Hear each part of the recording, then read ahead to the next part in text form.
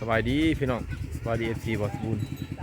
เมื่อนี้บอสบูนเข้ามาหมู่บ้านชนบทที่ว่าอยู่ห่างไกลลึกลับพี่น้องเอ้ยห่างไกลจากเส้นทางกะประมาณ6 กิโลเมตรห่างไกลจากตัวเมืองกับ85 กิโลเมตร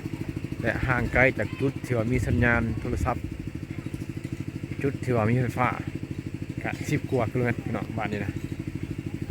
บ้านตัวนี้นะยูทูบเบอร์หลายคนอาจสิเข้ามาบ่ถึงพี่น้องเพราะว่า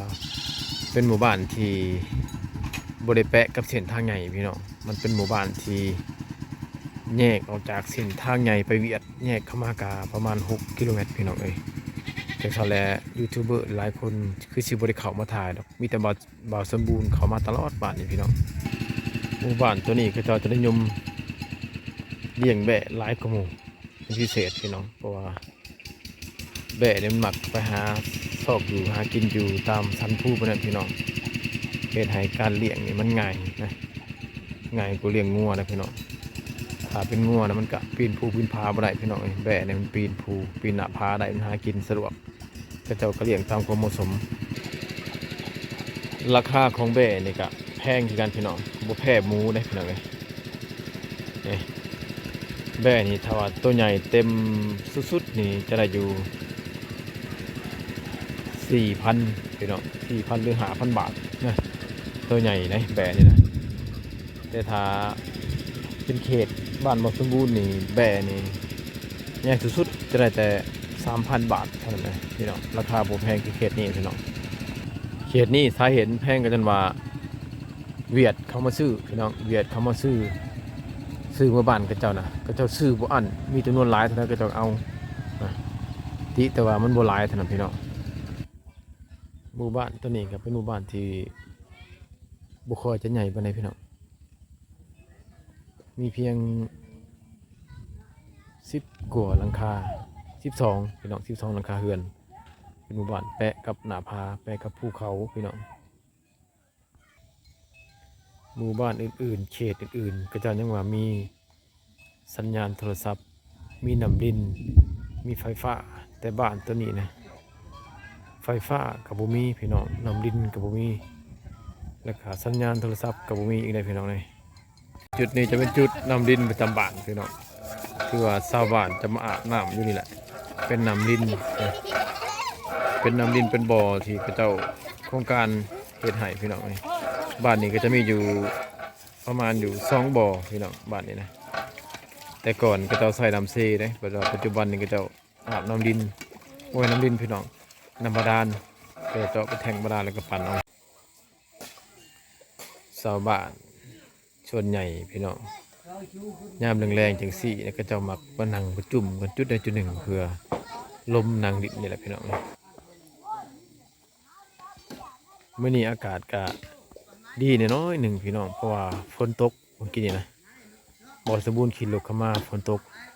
มาหอดบ้านนี่ก็พอดีว่ามันเศร้าเลยนะพี่น้องก็เหมาะสมกับบรรยากาศกับอากาศเย็นพี่น้องมื้อแรงนี่คือสิตกอีกพี่น้องเพราะพี่น้องสังเกตเบิ่งท้องฟ้าครึ้มอยู่นะคือดังบ่สมบูรณ์ว่าล่ะพี่น้องเขตนี่นะอย่างที่ว่าฝนบ่ตกอีหลีดนอีหลีก็ประมาณอาทิตย์หนึงเท่านั้นแหละอาทิตย์ต่อไปก็มันจะตกปกตินะพี่น้องถ้าว่ามันแดดนะก็บ่เกินอาทิตย์หนึ่งเพื่อมันตกหลอดฝนนี่พี่น้องอันนี้คือความแน่นอนเลยกะอุ้ยอีตะและอุ้ยแต่สไลด์บ่เออสะอุ้ยเนาะ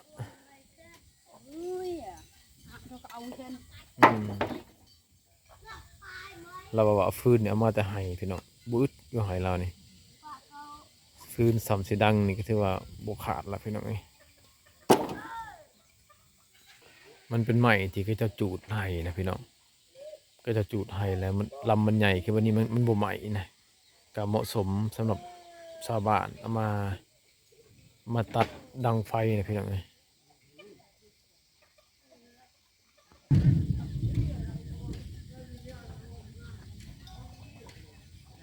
บ้านตัวนี้เป็นหมู่บ้านที่ยาวเลยพี่น้องเลยยาวไปตามเส้นทางนี่นะพี่น้องทางตัวนี้เขาไปในจะมีอีกมีบ้านทางหนาอีกพี่น้องเข้าไปนี่นะ แต่นี่ไปประมาณหม่อง4 ลักก็ฮอดอีกบ้านทางหน้าบ้านตัวนั้นแบบแปะกับภูเขาเลยนะพี่น้องเลยถือว่าแห้งอยู่ในกว่าบ้านตัวนี้อีกพี่น้องเลยบ้านสวนปิตาโตรเมื่อยนะฮะจัดจัดสไลด์เนี่ยนึ่มนะเอาหนึ่งก็เด้อไปตาหนักพวกกันไหนคนบ่ร้ายบ่คนน้อยบ่บ่ได้เข้าแห้งกับกระเจ้าบ่ไม่เท่ายันว่าจงแห้งกับบ้านกับเฮือนใกล้ๆบ่ได้จงบ่ละให้ยาชวนเป็นเล่าเลิกเตายังเลยฉันละวะจิลุกก้อนได้ซะบ่จะแลกก่อนก้อนหอมก้อนตะมาก่อนเด้อบ่เฮ็ดเนาะมีแต่ลูกชายอยากยากเนาะไม่เท่าเนาะผู้หญิงแค่นั้นก็เฮ็ดเวียกดีอันนี้คือเฮือนไม่เท่า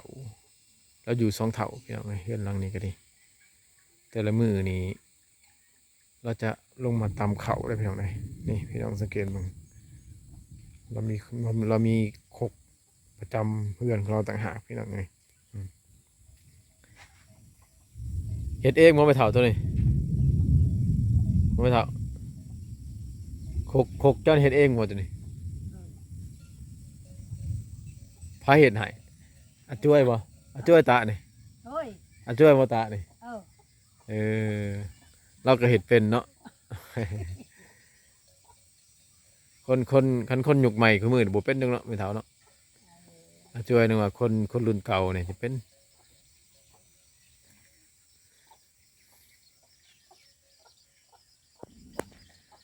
โคกแบบนี้นะพี่น้องบ่แม่นว่าเสียดได้ง่ายๆเลยพี่น้องนี่พี่น้องสังเกตก็เจ้าเอาไม้กลมเป็นถอนมาเจาะเอาคะแนนได้พี่น้องนี่มาเจาะลงไปโกนแบบนั้นนะความสำคัญของการเห็ดโคกนี่ก็มีลายแหวกได้พี่น้องถ้าว่าเจาะเป็นเวลาตำเขามันก็จะไง่เขาขึ้นแล้วก็เหี่ยได้พี่น้องเลยถ้าว่าเห็ดเป็นถึกจังหวะมันตำเขามันก็บ่เหี่ยพี่น้องสากก็คือกันสากก็จะเห็ดลายประเภทพี่น้องประเภทที่1สากใหญ่ก็จะเอาเมียนตำเขาสากที่2ห้องลงมาก็จะเอาเมียนตำเขาดำพี่น้องตำเขาดำเวลาเขาเจ้าเห็ดดองเห็ดที่จะเอาเขาสากที่2สากหน่อยเนี่ยตัวที่3ก็เจ้าก็เอาไว้ตำพักพี่น้องตำพักเห็ดน้ำกระสุเห็ดน้ำพักใส่แทนปลาแดกคือมี3สากพี่น้องแต่ว่าธรรมดามันนี่คก1จะมี4สากแต่ว่าเรื่องนี้นี่เห็นแต่3พี่น้องเลยอันนี้คือความสำคัญของการเห็ดคกแล้วก็ของการเห็ดสากในพี่น้องเลยก็มีความสำคัญอีกอย่างหนึ่งในพี่น้องถ้าว่าเห็ดบุถึกสูตรนี่ก็บ่ได้เรื่องในพี่น้องในตำนี่มันจะเหี่ยแล้วก็จะบ่ได้หับมาครับฝนนี่พี่น้องเลยได้ยังอาหารแรงไหมเถามื้อนี้ว่ามื้อนี้กินข้าวกับยังมื้อนี้อาหารแรงบ่มีเลยจ้าละเว้อาบังนี่เบิ้นอาบังก็บนก้อนช่วยเด้บ่ได้ไปเนาะบ่มีแฮงบีเรียกจัดจอยจุบช่วยบังช่วยอะไรแหละ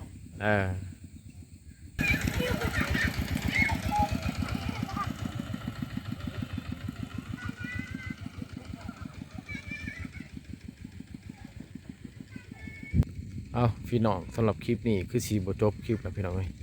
เพราะว่าฝนมาไหลเลยแล้วก็ฟ้าเหลื่อมตลอดจังซั่นแหละว่าสมมุติจะเดินทางกลับแล้วพี่น้องเลยพี่น้องก็อย่าลืมกดไลค์กดแชร์กดติดตามเจอกันใหม่คลิปหน้าพี่น้องคลิปนี้ว่าสีโหลดถ่ายมืดบ้านให้เต็มแต่ว่าบ่เต็มจ่อยพี่น้องย้อนว่าฝนมาไหลฟ้าเหลื่อมแห้งขอฝากคลิปนี้ไว้เท่านี้อย่าลืมกดไลค์กดแชร์กดติดตามเจอกันใหม่คลิปหน้าพี่น้องขอขอบใจ